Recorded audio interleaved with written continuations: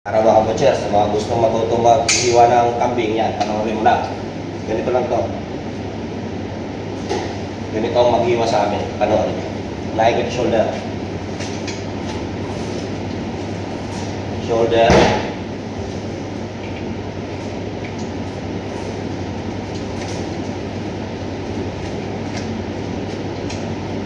Tapos hatiin dito.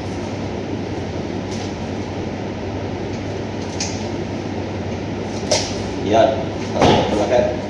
Ganito rin ito isa. Shoulder lagi.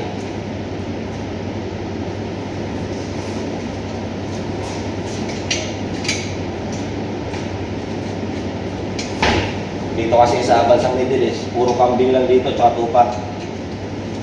Baka, tsaka manok. Walang baboy dito mga kabutya. Kaya specialty nila dito, kambing. Kambing, tupa, yan. Baka okay rin, pero mas malakas sila sa tupa tsaka kambing.